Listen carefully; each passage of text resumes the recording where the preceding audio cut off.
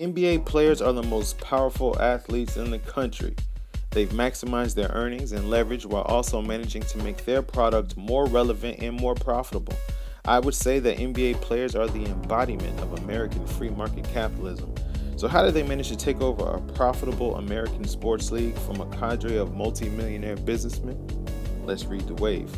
Step 1. They made their union powerful by developing stars and a product that dominates pop culture. Even C-level stars like Iman Shumpert have managed to cross over to the outskirts of the mainstream through public relationships and savvy social media engineering. Because the most mediocre of NBA stars are pseudo-household names, it makes the entire brand way more relevant with the consumer and therefore way more powerful. Step 2. They then use that power to negotiate as equal partners with the league, managing to emerge from collective bargaining negotiations with almost a 50-50 split of revenues, something NFL players could only dream of. When the NBA claimed they weren't making money, the players challenged that assertion and then began forming super teams that generated major interest and eventually led to a new TV deal, which allows players like Steph Curry to sign a 5-year, $200 million contract, which, by the way, was negotiated by stars like Chris Paul and LeBron James. Step 3. The stars of the NBA are woke AF.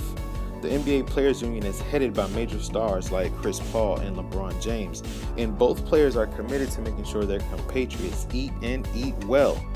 I think there are 2 reasons for this. First, Paul and James are hip-hop heads, and the progressive themes in hip-hop over the last 20 years have basically been about making money and bossing up. Clearly, they took that to heart. LeBron James has personally kept marginal players eating for the last 10 years. The second reason is because today's players see themselves as individual Fortune 500 businesses in the same way that Jay-Z and Ross or any number of other relevant black culture icons see themselves as solo economic engines.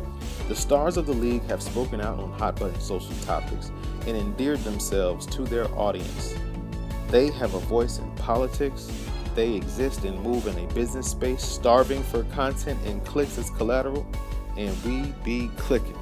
The league is relevant and current and aware and ambitious and mentored by legendary rappers and other masters of cultural entrepreneurship. They understand how to play the game. To conclude, look what a powerful union can do. Unions are as American as burger and fries, and don't let anyone tell you different. So here's how we read the wave. It wasn't that long ago that the NBA was instituting dress code policies and nervous that its urban image might scare off its predominantly white customer base. Those fears have since been proven to be unfounded. In fact, it reminds me of the Wu-Tang jam, Cream. Cash rules everything around me. Cream, get the money. Dollar bills, y'all. NBA players have realized that if they can develop a product, nurture it, sell it, and make it something that people want to be a part of, then they can sit in a room with anyone, multimillionaires, billionaires, and demand what they want as equal partners. And that's a power play if I've ever seen one, something that we all could learn from. FDF.